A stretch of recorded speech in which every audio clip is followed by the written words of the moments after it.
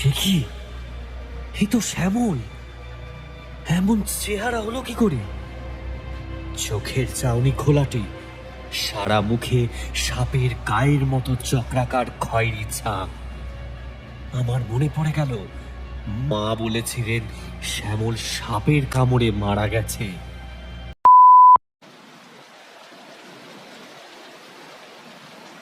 আজ সকাল থেকেই প্রকৃতি যে পরিমাণে তাণ্ডব চালাতে শুরু করেছে, তাতে সূর্যদেবের বিরুদ্ধে যে অভিযোগ মনে মনে জমাট বেঁধেছিল, তা বৃষ্টির জলে ধুয়ে মুছে একেবারে সাফ হয়ে গেছে। চারিদিকের প্রকৃতি দেখে মনে হচ্ছে অজ্ঞান হয়ে থাকা কোনো মানুষকে চোখে মুখে জল ছিটিয়ে জ্ঞান ফেরানো হয়েছে। প্রতি বছর ক্যালেন্ডারে সাল বৃদ্ধির সাথে সাথে পাল্লা দিয়ে গরম যেভাবে বাড়তে শুরু করেছে, তাতে আজ থেকে বছর 10 পর কি হবে তা বলা মুশকিল।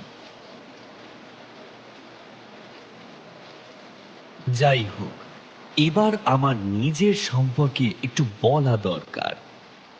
আমার নাম দীপঙ্কর। বছর খানেক হলো নিজের নামের পাশে স্নাতকোত্তর ডিগ্রি ঝুলিয়ে চাকরির চেষ্টা করে চলেছি। তবে ভাগ্যদেবী কবে প্রসন্ন হবে তা জানি না। বাবা স্থানীয় স্কুলের শিক্ষক। আমার মায়ের একটা অদ্ভুত স্বভাব আছে, তিনি ঘরে কোনো বাড়তি জিনিস জমিয়ে রাখা একেবারে পছন্দ করেন না। পুরনো বই খাতা, খবরের কাগজ, প্লাস্টিকের জিনিস, ভাঙা লোহার জিনিস সব লোক ডেকে বিক্রি করে দেন, আর সেই বিক্রির পয়সা সোজা গিয়ে জমা হয় মায়ের সাদা প্যাঁচার মতো দেখতে ঘরটায়। বেশ মনে আছে, একবার পুরনো বই খাতা বিক্রি করতে গিয়ে ঠাকুমার ছেঁড়া রামায়ণের বইখানা মা বেচে দিয়েছিলেন। ব্যাস, আর কি। ঠাকুমা খাওয়া ভুলে দরজায় খিল দিলেন। নতুন নয়, ওই পুরনো ছেঁড়া বইটাই ওনার চাই। ওটা নাকি দাদু ওনাকে উপহার দিয়েছিলেন। সে এক কাণ্ড। মায়ের সেই স্বভাব কিন্তু আজও রয়ে গেছে। এই তো কিছুদিন আগেই পুরনো কাগজ বিক্রির লোকের হাঁক শুনতে মা বেরিয়ে এলেন ঘর থেকে।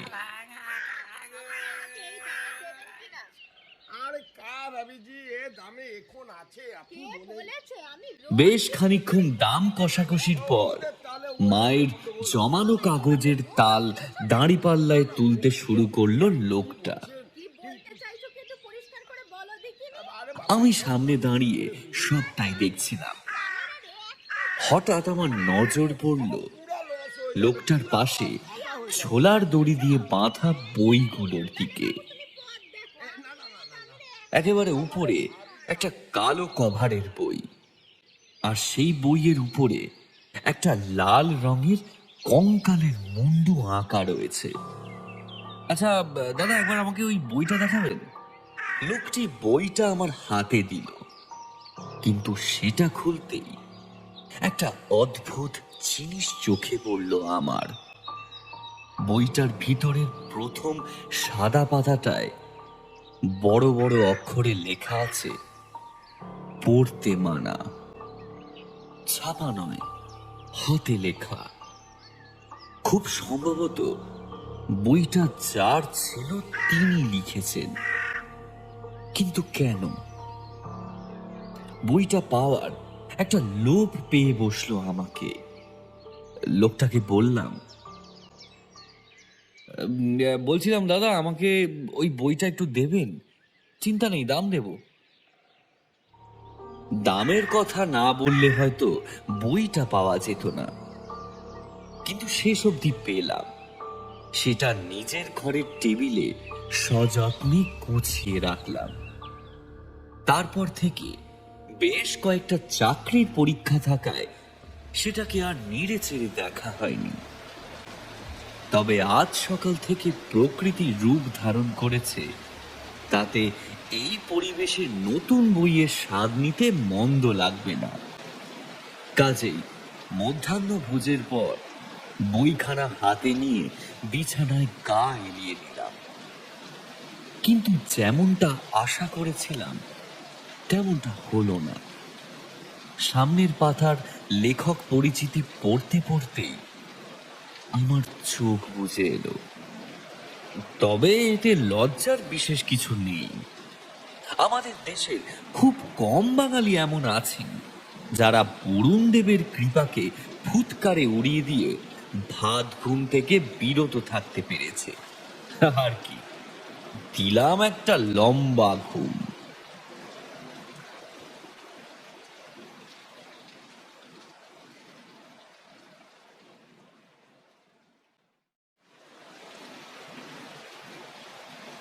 নাকে ধুনোর গন্ধে ঘুমটা ভাঙল।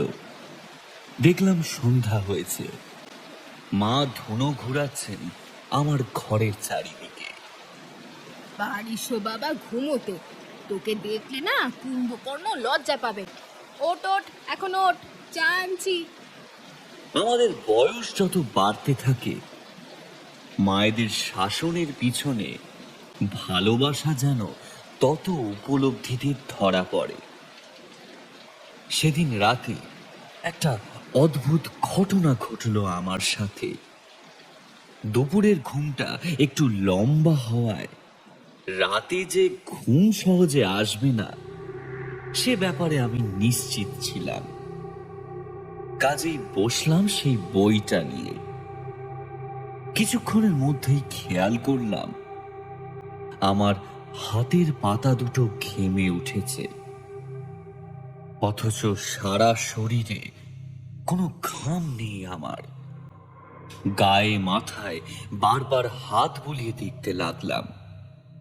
শেষে আবিষ্কার করলাম আমার শরীর নয়, বইটার পাতাগুলো কেমন যেন স্যাঁতস্যাঁতে হয়ে উঠেছে। বাইরে একটানা বৃষ্টির কারণে অনেক সময় বিছানা জামা কাপড় এইরকম ভিজে ভিজে লাগে।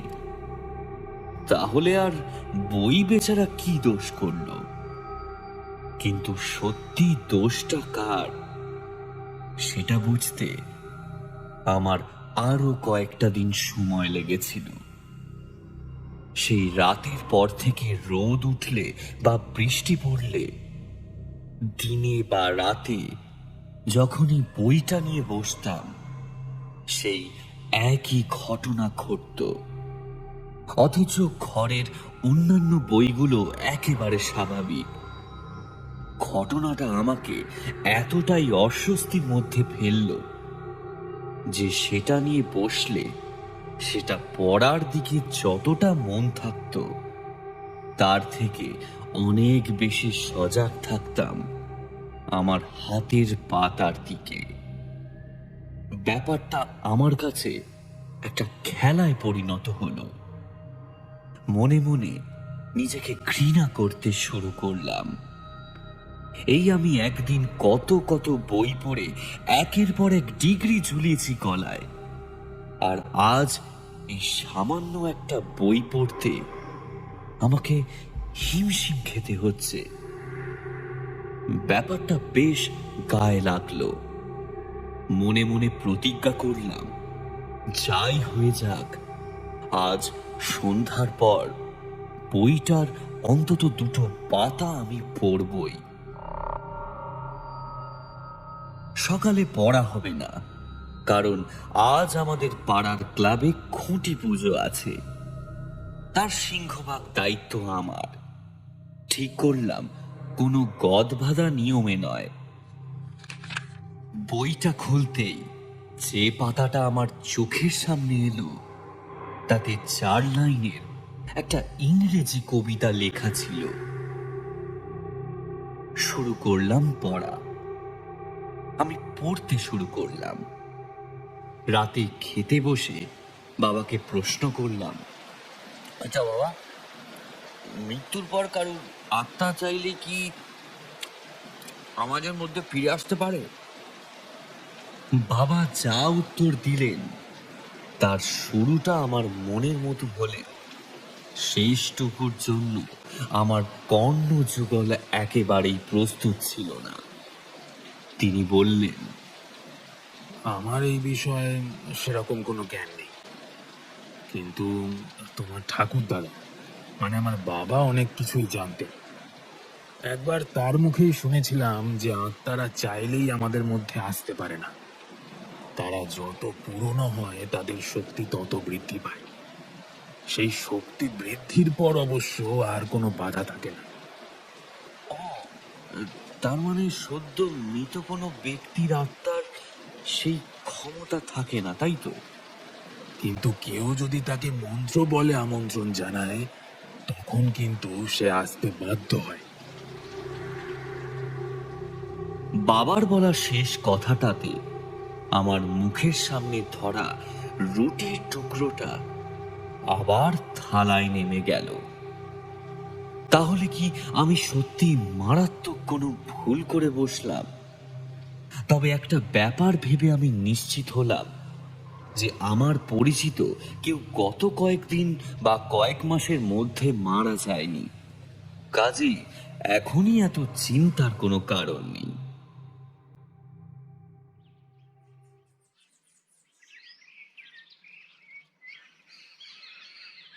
পরের দিন সকালে যখন ঘুম ভাঙল, দেখলাম উঠোনে প্রায় এক গোড়ালি সমান জল জমেছে। ছোটবেলায় এমন জল জমলে খাতার পাতা ছিঁড়ে নৌকো বানিয়ে ভাসিয়ে দিতাম। কার নৌকো কত দূর যেতে পারে বা কতক্ষণ জলে ভেসে থাকতে পারে সেই নিয়ে ভাই বোনদের মধ্যে চলতো বিস্তর প্রতিযোগিতা। তবে এ ব্যাপারে আমাদের মধ্যে সবচেয়ে পারদর্শী ছিল শ্যামল, পুরো নাম সোমনাথ। আমার মামা বাড়ির ঠিক পাশেই সে থাকতো। বলছি কেন, এখনো থাকে। কাল রাত থেকে খুব মনে পড়ছে ওর মুখটা। রান্নাঘরে বাবা খুব চাপা গলায় মাকে কিছু বলছেন। বলার ভঙ্গি দেখে মনে হচ্ছে খুব গুরুতর কিছু ঘটেছে। এগিয়ে গিয়ে ব্যাপারটা জানতে চাইব, এমন সময় মা নিজেই এসে বলল, এই হ্যাঁ রে, তোর শ্যামলকে মনে আছে? ওই মামার বাড়ির পাশেই থাকতো। মনে মনে ভাবলাম মা কি মন পড়তে জানে। মুখে বললাম, কেন থাকবে না, ছোটবেলায় কম সময় কাটিয়েছি ওর সাথে। আমছড়ি, জামচুরি, ঘুড়ি ওড়ানো, সাঁতার শেখা সবই তো ওর কাছে। জানিস, গত পরশুদিন নাকি ছেলেটা মারা গেছে, সাপে কামড়েছিল। কথাটা শুনে আমি যতখানি মর্মাহত হবার কথা ততটা হতে পারলাম না, বরং তার বদলে নিজের অজান্তেই দিন গুনতে শুরু করলাম। শ্যামল মারা গেছে পরশু, আর আমি ওই 4টে লাইন পড়েছি গতকাল।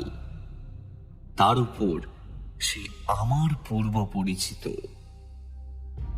ঘটনাগুলো পরপর সাজিয়ে নিতেই আমার অন্তর্নিহিত পৌরসত্ব যেন কর্পূরের মতো উবে গেল। এই বাড়িতে আমাদের মোট 3টি ঘর, একটা আমার, একটা বাবা মায়ের, অন্যটা ঠাকুমার। কিন্তু ঠাকুমা মারা যাওয়ার পর থেকে ওই ঘরটা ফাঁকাই পড়ে থাকে। বাড়িতে কেউ বেড়াতে এলে তার থাকার ব্যবস্থা সেখানেই করা হয়। আমি আর এক মুহূর্ত সময় নষ্ট না করে সেই বইটা নিজের ঘর থেকে বের করে ঠাকুমার ঘরে রেখে এলাম।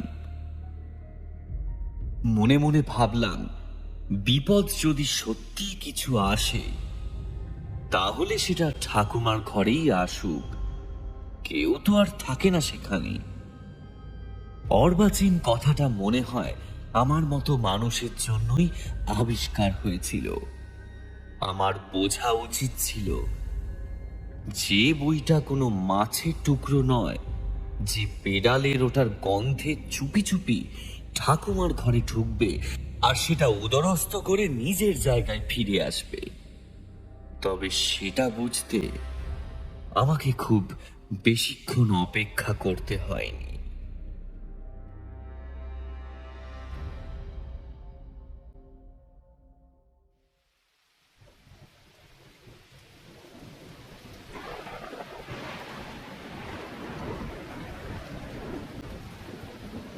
রাতে খাওয়া দাওয়া শেষ করে নিজের বিছানায় শুয়ে আছি। গায়ে একটা পাতলা চাদর, মাথার উপর পাখাটা ঘুরছে। বাইরে অবিশ্রান্ত বৃষ্টি। এমন স্বর্গসুখ পেলে ওই ভূত টুতের কথা খুব একটা মনে পড়ে না। সামনে বাঙালির শ্রেষ্ঠ উৎসব দুর্গাপুজো, তা নিয়ে বিস্তর চিন্তা ভাবনা ঘুরপাক খাচ্ছে আমার মাথায়। কখন যে ঘুমিয়ে পড়েছি কে জানে। এখানে একটা কথা বলে রাখা দরকার। ঠাকুমার ঘরটা ঠিক আমার পাশের ঘরে। শুধু তাই নয়, এই দুটো ঘরের মাঝখানের দেওয়ালে একটা জানালাও আছে, যদিও সেটা বন্ধ থাকে। রাত তখন প্রায় 2টোর কাছাকাছি। হঠাৎ একটা শব্দে আমার ঘুমটা ভেঙে গেল। বিছানায় উঠে বসলাম। মনে মনে বেশ বিরক্ত হলাম। এমন সুখের নিদ্রা যে কারণেই ভেঙে থাকুক না কেন, তা ক্ষমার অযোগ্য। চাদরটা ভালো মতো টেনে মাথাটা আবার বালিশে রাখতে যাব, ঠিক সেই সময় শব্দটা আরেকবার শোনা গেল। আমি শির দ্বারা টান টান করে বসলাম। না, এবার কোনো ভুল হয়নি আমার। শব্দটা আসছে ওই জানালার পেছন থেকে। ওটাকে কেউ ওদিক থেকে খোলার চেষ্টা করছে, কিন্তু কে? তবে কি ঠাম্মার ঘরে সত্যি সত্যি কেউ? কথাটা ভাবতেই বিছানায় টান করে রাখা আমার পা দুটো গুটিয়ে বুকের কাছে চলে এলো। বেশ কয়েকবার ঠোক গিলে আমি প্রশ্ন করলাম, কে কে ওখানে? শব্দটা থেমে গেল। আমি কিন্তু নিশ্চিন্ত হতে পারলাম না। চুপচাপ বসে রইলাম বিছানায়। যদিও সেই রাতে আর কোনো ঘটনাই ঘটেনি।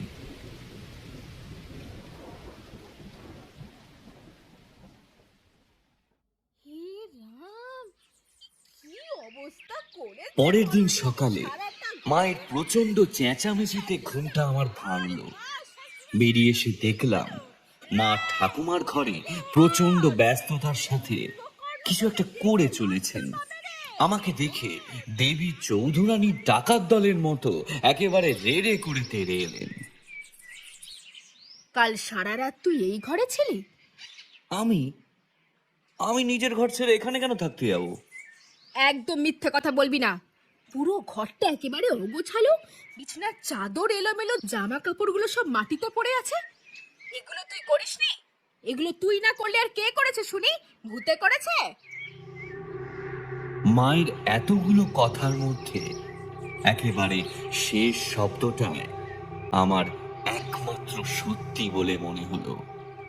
মুখে বললাম, ধরো যদি সত্যি ভূতে করে থাকে। আগুনে যেন ঘি পড়ল।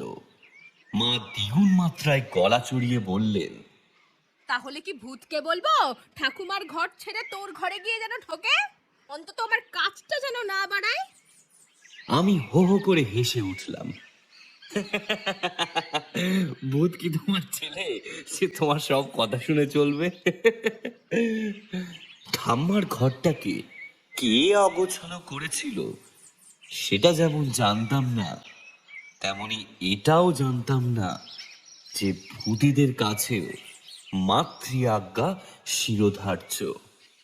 সেটা টের পেলাম সেদিন রাতে।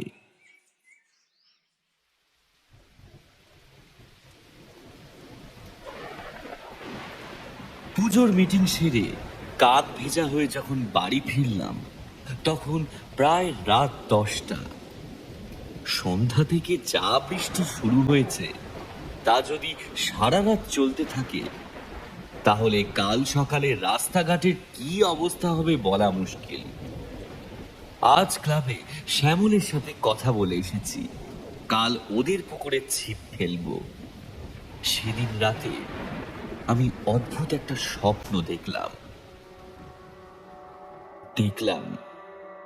আমি আর শ্যামল ওদের পুকুরে বসে মাছ ধরছি। পুকুরটাকে ঘিরে রাশি রাশি ধোঁয়ার কুণ্ডলি ভেসে বেড়াচ্ছে। আমার ছিপে কিছু একটা কাঁথলো। আমি সেটাকে কি টানবো, বরং সেটাই আমাকে টেনে জলে নামাতে চাইছে। নামতে নামতে আমি একেবারে হাঁটু জলে এসে দাঁড়িয়েছি। শ্যামল, শ্যামল, আমাকে ধর ভাই, শ্যামল আমাকে ধর, আমি আমি ডুবে যাচ্ছি। শ্যামল, শ্যামল আমাকে ধর, আমার বাঁচা, আমার বাঁচা শ্যামল, আমার বাঁচা। শ্যামল এলো না। আমি তলিয়ে গেলাম জলের নিচে। সেখানে রাশি রাশি শ্যাওলার ফাঁকে কিলবিল করছে সাপের দল। কোনোটা আবার আমার গা ঘেঁষে বেরিয়ে যাচ্ছে। এ যেন এক অন্য জগৎ। আমি এগিয়ে চলেছি সামনের দিকে। হঠাৎ দেখি একটা বাঁধানো বেদির ওপর শুয়ে আছে শ্যামল। নিথর নিষ্প্রাণ শরীরটাকে ঘিরে রেখেছে শত সহস্র কালনাগিনী। আমি হুড়মুড়িয়ে উঠে বসলাম বিছানায়। সমস্ত শরীর ঘামে ভিজে গেছে আমার। ঘন ঘন নিঃশ্বাসে বুকটা হাঁপড়ের মতো ওঠানামা করছে। আমি কি স্বপ্ন দেখলাম? আর কেনই বা দেখলাম? জানালার দিকে তাকাতেই বুঝলাম অন্ধকারের বুক চিরে রক্তাক্ত সূর্য উঁকি মারবো করছে। ঠাম্মা বলতেন ভোরের স্বপ্ন নাকি সত্যি হয়। আমার সমস্ত ভাবনা জুড়ে অজানা এক আতঙ্ক তার নখর থাবা বসাতে শুরু করেছে। ততক্ষণে আমার আর ঘুম হলো না। চারিদিকে একটু পরিষ্কার হতে চোখে মুখে ঠান্ডা জল দিয়ে গায়ে একটা জামা গলিয়ে বেরিয়ে পড়লাম। সকালের তাজা হাওয়ায় মনের ক্লান্তিটা যদি একটু দূর হয়। কাল সারা রাত যে বৃষ্টি হয়েছে চারিদিকের অবস্থা দেখলে সেটা স্পষ্ট বোঝা যাচ্ছে। দুদিকে ড্রেন ছাপিয়ে রাস্তায় জল উঠে এসেছে।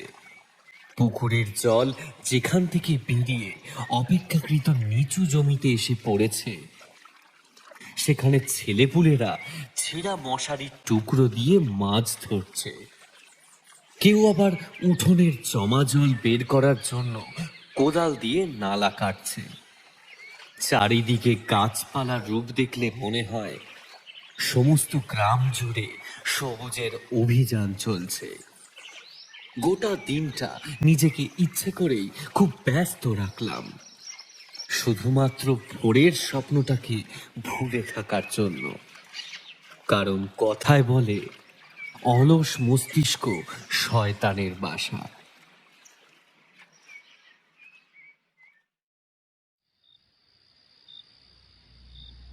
কিন্তু দিনটা যেমন তেমন করে পার করলেও রাত বাড়ার সাথে সাথে অলসতা যেন সমস্ত মন আর শরীরকে অক্টোপাসের মতো চেপে ধরল।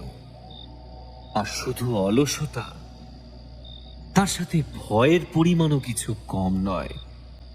রাতে শুতে যাওয়ার আগে মা তীব্র কণ্ঠে ঘোষণা করে গেছেন যে যদি গতকাল রাতের মতো ঠাম্মার ঘর আবার ওলটপালট করি তাহলে কাল সকালে আর রক্ষে থাকবে না।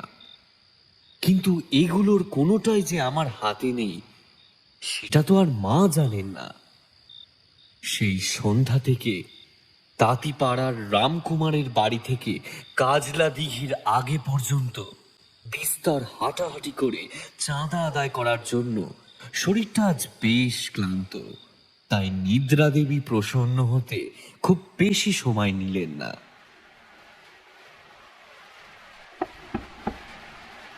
হঠাৎ একটা শব্দে আমার ঘুমটা ভেঙে গেল। চোখ খুলতেই বুঝলাম লোডশেডিং হয়েছে। বাইরে মুষলধারে বৃষ্টি পড়ছে, আর টিনের চালে তার যা দাপট তাতে মনে হয় ছোটবেলায় রবিবার পটলাদের বাড়িতে সাদা কালো দূরদর্শনে দেখা রাম রাবণের যুদ্ধটা এই মুহূর্তে আমার ঘরের চালের উপরেই হচ্ছে। বালিশের পাশে থেকে টর্চটা নিয়ে চালালাম। শব্দটা আরো একবার হলো। আমার আর ঠাম্মার ঘরের মাঝখানের জানালাটায় টোকা পড়ছে। আমি ফেল করা ছাত্রের মতো নিচু গলায় প্রশ্ন করলাম, কে? কোনো উত্তর এলো না। তার বদলে পায়ের শব্দটা জানালার কাছ থেকে ক্রমশ দূরে সরে গেল। আমি কিছুক্ষণ অপেক্ষা করলাম। না, আর কোনো শব্দ নেই। মনে মনে 3 বার রাম নাম জপ করে জানালাটা এক টানে খুলে দিলাম। নিজের মাথাটাকে জানালার খুব কাছে নিয়ে টর্চের আলোটা ফেললাম ওই ঘরে। দ্রাঘিমাংশের ওপর সূর্যলোকের মতো সেটা গিয়ে পড়ল ঘরের মেঝেতে। সেটাকে চারিদিকে ঘুরিয়ে চৌকির পাশে রাখা ঠাকুরদাদের চেয়ার তার কাছে আসতেই আমার সমস্ত শরীর যেন বরফের মতো ঠান্ডা হয়ে গেল। আমি দেখলাম উল্টো দিকে মুখ করে কেউ একজন বসে আছে সেখানে। কিন্তু কে? ছোট্ট নাকি, না অন্য কিছু? উপায়ন্তর না দেখে পাঠ ভুলে যাওয়া নায়কের মতো তোতলাতে তোতলাতে প্রশ্ন করলাম, কে? কে বসে আছে ওখানে? কে? আমাকে চিনতে পারছিস না দীপু? এবার দেখ তো চিনতে পারিস না। খুব ঠান্ডা গলায় উত্তর এলো ঘরের ভেতর থেকে, আর তার সাথে পাটকাঠি ভাঙার মতো কটমট শব্দ করে মানুষটার মুখটা ঘুরে গেল আমার দিকে। সে কি? এ তো শ্যামল! এমন চেহারা হলো কি করে? চোখের চাউনি খোলাটে, সারা মুখে সাপের গায়ের মতো চক্রাকার খয়েরি ছাপ। আমার মনে পড়ে গেল মা বলেছিলেন শ্যামল সাপের কামড়ে মারা গেছে। আমি আর তাকিয়ে থাকতে পারলাম না। জানালাটা বন্ধ করে দিয়ে বিছানার এক কোণায় শামুকের মতো গুটিয়ে বসলাম। মনে মনে স্থির করলাম কাল সকালে এই অপয়া বইটাকে কাজলা দিঘির জলে বিসর্জন দেব। আবার পরক্ষণেই ভাবলাম, শ্যামল তো আমার বন্ধু ছিল। মায়ের পিটুনির হাত থেকে বাঁচবার জন্য কতবার আমার দোষ নিজের কাঁধে নিয়েছে। প্রতিবার মামাবাড়ি থেকে ফেরার সময় আমাকে জড়িয়ে ধরে কাঁদত। ও আমার ক্ষতি করবে? না না, এটা সম্ভব নয়। আমি কিছুটা স্বস্তি পেলাম। পুরোনো দিনের শোক স্মৃতি মনে পড়তে নিজের অজান্তেই ঠোঁটের কোণায় হাসি ফুটে উঠল, যদিও সেটা কয়েক সেকেন্ডের বেশি প্রশ্রয় পেল না। আমার ঠিক পেছনে কেউ যেন এসে বসল। তার শরীরের উষ্ণতা ছুঁয়ে যাচ্ছে আমাকে। শ্যামলের একটা হাত স্পর্শ করলো আমায়। কি অসম্ভব গরম সেই হাত! গরমে কাঠ ফাটা রোদে মা যখন আমার কান ধরে উঠোনে দাঁড় করিয়ে দিতেন, সেই রকম আমার পায়ের পাতা লাল হয়ে যেত। কিন্তু এ যেন তার থেকেও হাজার গুণ বেশি গরম। এক ঝটকায় সরে এলাম আমি। তুই চলে যা শ্যামল, চলে যা, তুই চলে যা। স্বার্থপরের মতো বললাম কথাগুলো। শ্যামল ধীরে ধীরে মিলিয়ে গেল ঘরের ভেতর। ভাবলাম আজও আমরা বন্ধুই আছি। আগের মতোই আমার কথা সে ফেরাতে পারল না।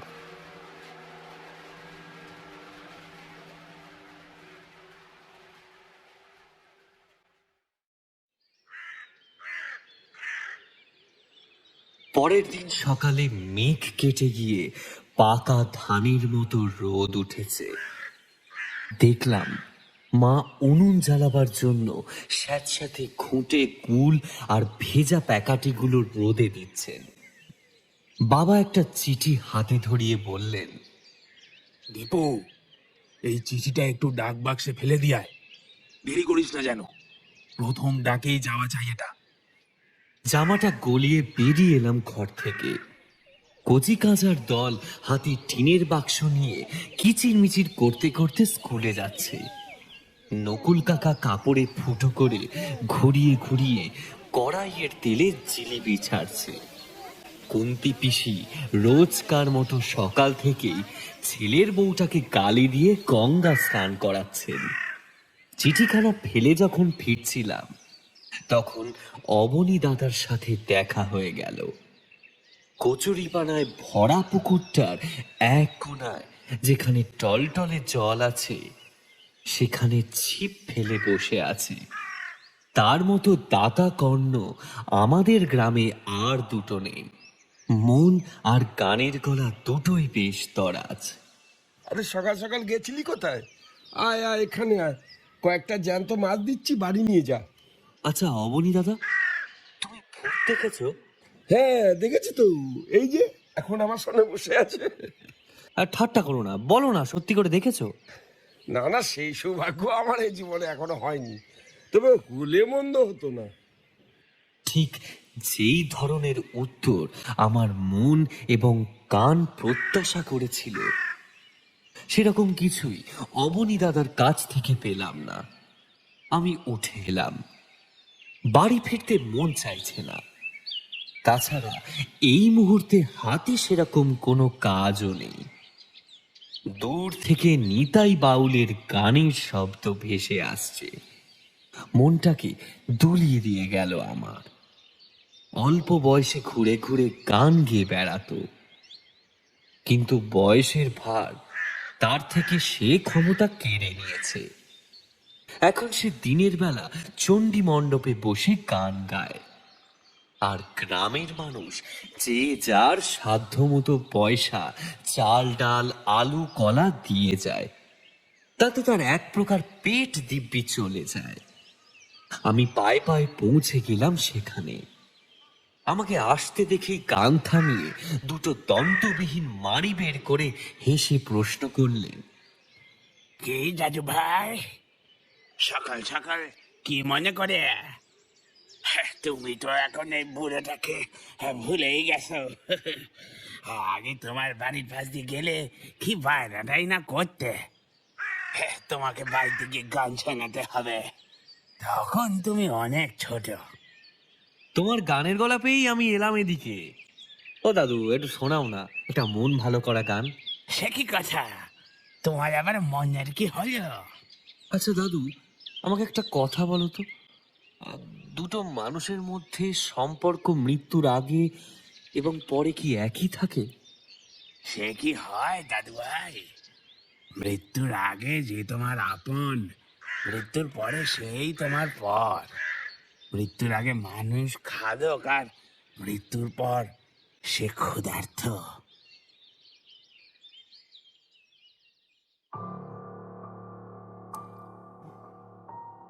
বাউল দাদুর মুখ থেকে এ কথা শোনার পর আমার কেন জানি না মনে হলো অপ্রত্যাশিত অপার্থিব যাত্রা সবে আমার শুরু হলো।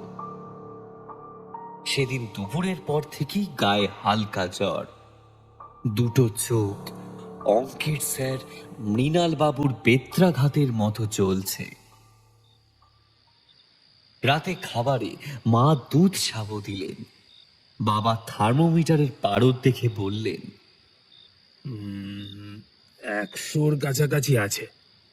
ওষুধগুলো ঠিক মতো খাও। বর্ষার জ্বর কমতে একটু সময় লাগবে। রাতে নিজের ঘরে শুয়ে আছি, ঘুম আসছে না, তবুও বিছানায় চোখ বুজে পড়ে আছি। হঠাৎ মনে হলো আমার পায়ের কাছে কেউ এসে বসলো। আমি জানি সে কে। আমার কান্না পাচ্ছিল। একটা বই কেনার লোভ সম্বরণ করতে পারলাম না আমি। কিন্তু আর কোনো উপদ্রব আমার পঞ্চ ইন্দ্রিয়ে ধরা পড়ল না। তবে কি আমি এতক্ষণ জ্বরের ঘরে উল্টো পাল্টা ভাবছিলাম? তাই হবে হয়তো। এবার চোখ খুললাম, বুঝলাম সকালে বাউল দাদুর বলা কথার সত্যতা কতখানি। পার্থিব যদি খাদক হয়, তাহলে অপার্থিব ক্ষুধার্ত। আমাদের বাড়ির কলঘরটা উঠোনের এক পাশে। রাতে সেখানে যাবার প্রয়োজন পড়তে পারে ভেবে মা বারান্দার হলুদ আলোটা জ্বালিয়ে রেখেছেন। সেটাই জানালা দিয়ে ঢুকে আমার ঘরটাকে দৃশ্যমান করে তুলেছে। আর সেই হালকা ঘোলাটে আলোয় আমার নজর স্থির হয়ে গেল টিনের ছাদে। সেখানে আমার দিকে তাকিয়ে যতটা সম্ভব টান টান শুয়ে আছে শ্যামল। দেখে মনে হচ্ছে ওর শরীরটাকে কেউ আঠা দিয়ে আটকে দিয়েছে টিনের ছাদে। চোখে মুখে একটা বিশ্রী হিংস্রতার ছাপ। এমনটা তো কাল রাতে ছিল না। শ্যামলের শরীরটা যেন একটু একটু করে নিচে নেমে আসছে, ঠিক যেমন ভাবে ভাগাড়ের মরার উপর শকুন নেমে আসে, সেই রকম। কেন ডাকলি আমায়? যাবি আমার সাথে? তুই চলে আস এমন, আমায় তুই ছেড়ে দে। অনেক বড় ভুল করে ফেলেছি ভাই, আমাকে ছেড়ে দে, আমাকে ছেড়ে দে। শ্যামল এমন ভাবে হাসলো যেন অনেকগুলো ফাঁকা বাসন ঝনঝন করে মাটিতে পড়ে গেল। তোর ভুল হতে পারে, কিন্তু আমি যে ভুল করব না। আমি তোকে নিয়ে তবেই যাব। শ্যামলের মুখের ভেতর থেকে একটা কালো লিকলিকে ঠান্ডা জীব স্পর্শ করলো আমাকে। ভয়ে ঘেন্নায় আমার গা গুলিয়ে উঠছে। কেন জানি না, হঠাৎ আমার ঠাম্মার কথা মনে পড়ে গেল। তিনি বলতেন ভয় পেলে তারক ব্রহ্ম নাম জপ করতে। আমি তাই করলাম। কয়েক মুহূর্তে শ্যামলের শরীরটা কুয়াশার মতো উবে গেল। কখন যে ঘুমিয়ে পড়েছি বুঝতে পারিনি। সেদিন ঠাকুমাকে স্বপ্নেও দেখলাম। তিনি বললেন, দাদু ভাই, এই কাজটা তুমি কেন করলে? তুমি নিজেও জানো না তুমি কি করেছো। ও তো চাইলেও ফিরে যেতে পারবে না, কারণ তুমি ওকে এনেছো। একমাত্র তুমিই পারবে ওকে তাড়াতে। ওই বইয়ে সব উপায় লেখা আছে। আর বইখানা যখন তুমি একবার পড়তে শুরু করেছো, তখন ওটা তোমাকে শেষ করতেই হবে। তা না হলে শুধু তোমার নয়, এই গোটা পরিবারের মৃত্যু একেবারে অনিবার্য।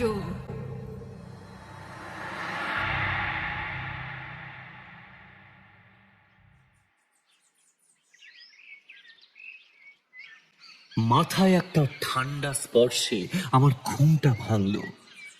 দেখলাম মা এসে দাঁড়িয়েছে মাথার কাছে। ভোরের স্নিগ্ধ আলো খেলে যাচ্ছে ঘর জুড়ে। জ্বরটা সকাল থেকে নেই। বিছানা ছেড়ে ঠাম্মার ঘরে এলাম। বইটা রাখা আছে সেখানে।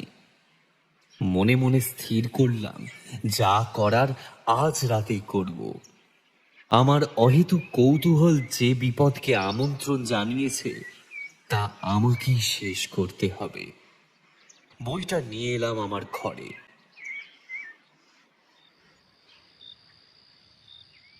আজ অনেক দিন পর বৃষ্টি হয়নি। ছেঁড়া পাতার মতো মেঘের ফাঁক দিয়ে চতুর্দশীর চাঁদ উঁকি মারছে। বারান্দার হলুদ আলোটা ইচ্ছে করে বন্ধ করে দিলাম আজ। হ্যারিকেনটা জ্বালিয়ে আমি টেবিলের উপর রাখলাম। শেষবার বইটা যতটুকু পড়েছিলাম ঠিক তারপর থেকে আবার পড়তে শুরু করলাম। প্রায় ঘন্টাখানেক পার হবার পর মনে হলো আমার ঠিক মাথার উপরে কিছু একটা মর্মর শব্দ হচ্ছে। বুঝলাম সে এসেছে, তবে আজ রাতেই তার শেষ আশা কিনা সে ব্যাপারে নিশ্চিত হতে পারছি না।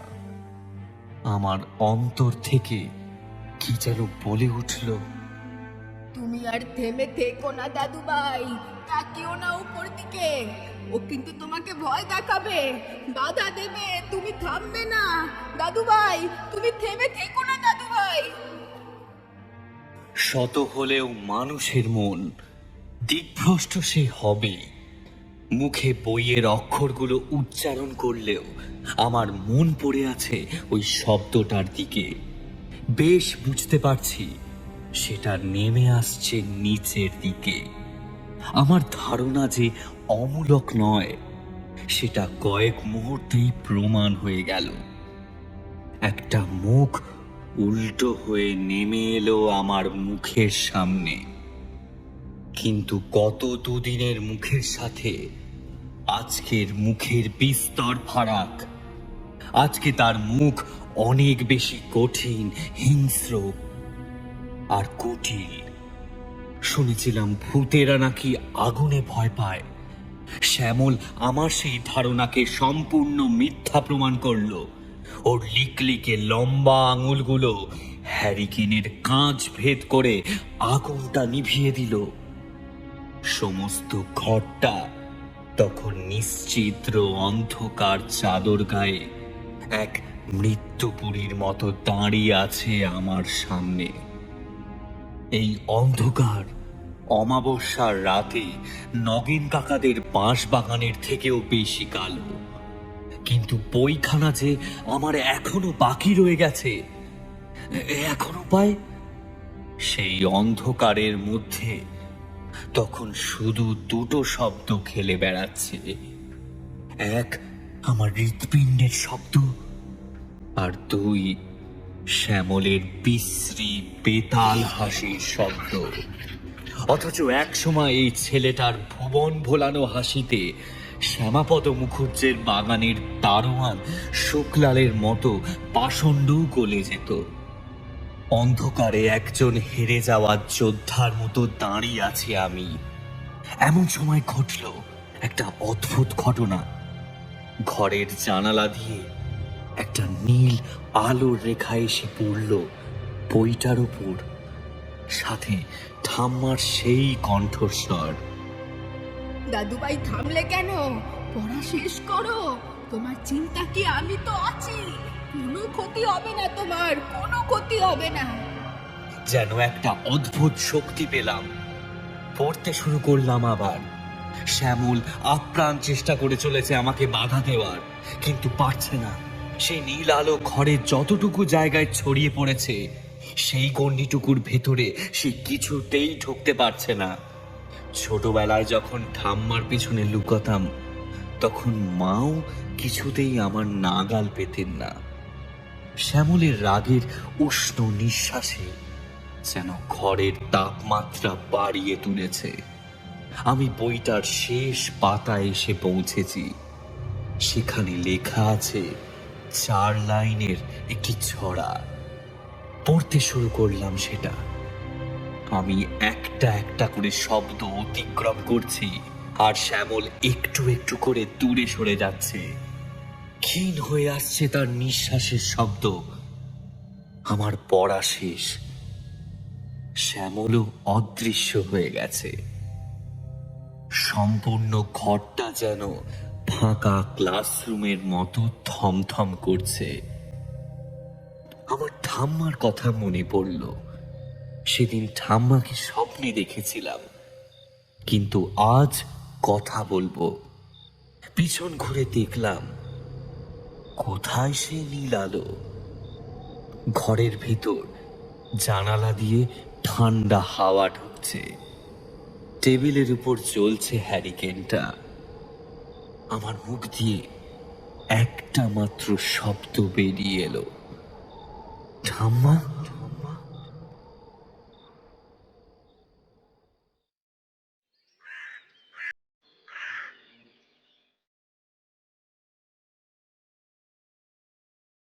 পরদিন সকালে বইটা সত্যি বিসর্জন দিলাম কাজলা দিঘির জলে। এটা আর কারোর হাতে পড়ুক সেটা আমি একেবারেই চাই না। একটা রজনীগন্ধার মালা এনে ঠাম্মার ছবিতে পরিয়ে প্রণাম করলাম। আমার চোখে জল এলো।